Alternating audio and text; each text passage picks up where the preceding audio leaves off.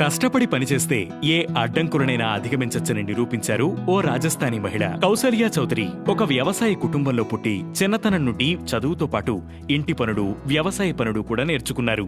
బాగా చదువుకుని డాక్టర్ అవ్వాలని అనుకుంది. కానీ సాంప్రదాయ మార్వాడి కుటుంబం కావడంతో 12వ తరగతి అవ్వగానే పెళ్లి చేశారు.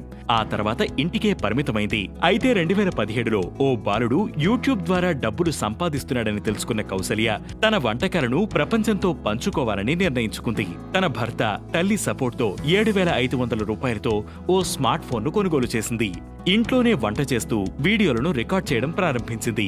మొదట హిందీలో వీడియోలు చేసినప్పటికీ వాటికి పెద్దగా వ్యూస్ రాలేదు. అప్పుడు ఆమె తన స్థానిక మార్వాడి భాషలో వీడియోలు చేయడం ప్రారంభించింది. ఇది ఆమె జీవితంలో ఒక టర్నింగ్ పాయింట్. ఆమె చేసిన హల్దీ కీ సబ్జీ వీడియో వైరల్ అయింది.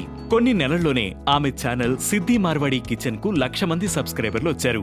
ఆమె వీడియోలు కేవలం వంటల గురించి మాత్రమే కాదు, రాజస్థానీ సంస్కృతి, సామెతలు, గ్రామీణ జీవన శైలిని కూడా ప్రతిబింబిస్తాయి. 2023లో కౌసల్యకు సోనీ లివ్ నుండి మాస్టర్ షెఫ్ ఇండియా ఆడిషన్స్ కు కాలొచ్చింది.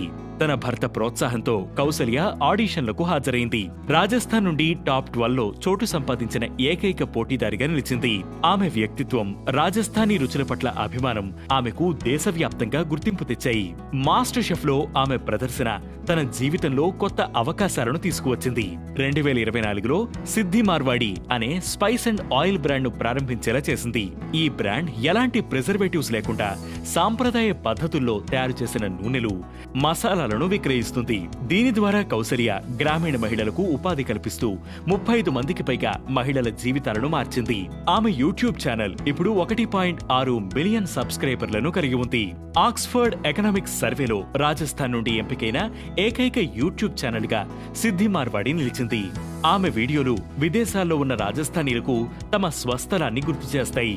ఆమె ఉత్పత్తులు భారతీయ రుచులను ప్రపంచవ్యాప్తంగా పాపులర్ చేస్తున్నాయి. ఆమె కష్టపడే తత్వం, సంస్కృతి పట్ల గౌరవం ఆమెను ఒక నిజమైన రోల్ మోడల్ గా నిలిపాయి.